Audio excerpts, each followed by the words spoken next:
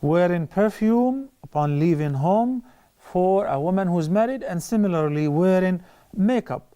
And she kept saying that a woman who's already married. The hukm will not be any different than if a woman is single and looking to get married, or if she's already married. Because the viewers do not distinguish between a woman who's married and a woman who wants to get married. And the hukm will not change accordingly. There are many ahadith in this regard. Some of them are very harsh. You know, take for instance Abu Musa al-Ash'ari, may Allah be pleased with him, narrated that the Prophet ﷺ said in the sound hadith, أيما امرأة استعطرت فمرت على قوم ليجدوا من ريحها فهي زانية. And this hadith, as I said, is very harsh because it says there is a severe warning against a woman who wears perfume deliberately so that when she passes by people, by men, they find her fragrance and they look at her. He said, فهي زانية.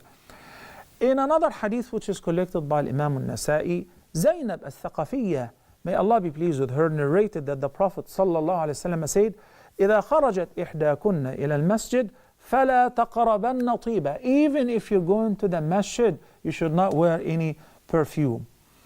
Let's take this call and we'll continue inshallah after salam. Let's take one more hadith with regards to the prohibition of wearing perfume and similarly makeup for a woman upon leaving home, even if she's going to the masjid. Abu Hurairah radiallahu an, a very famous and a great companion, said that once a woman passed by him and she was on her way to the masjid and she was wearing fragrance, perfume. He said, Ya amat al-Jabbar, al-masjida turidin, O servant of the irresistible, the most powerful, are you heading to the masjid? Are you going to the masjid? She said, yes. وَلَهُ تَطَيَّبْتَ.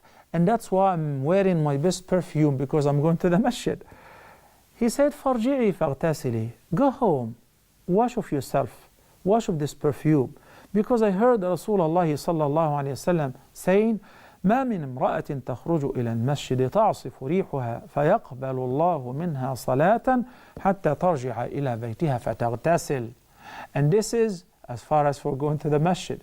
He said, he told her that, okay, you did this with a good intention. You're wearing perfume because you're going to the masjid. But I heard Rasulullah ﷺ saying that if a woman wears perfume and she goes to the masjid and her fragrance is volatile and people can find her fragrance, even if she prays, the prayer will be invalid. It will not be accepted. Unless if she goes home and wash it off, then she offers her prayer. There are many ahadith in this regard. I just quoted some.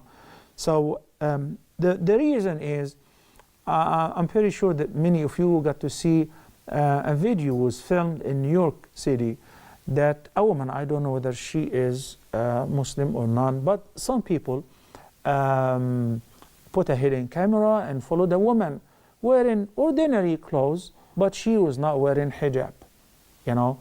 And how many sexual harassment that she had over a period of 6 hours or so. And the same woman, in another day, she put on the hijab and she walked in the same streets before the same lousy people, and not a single person harassed her or picked on her or even looked at her.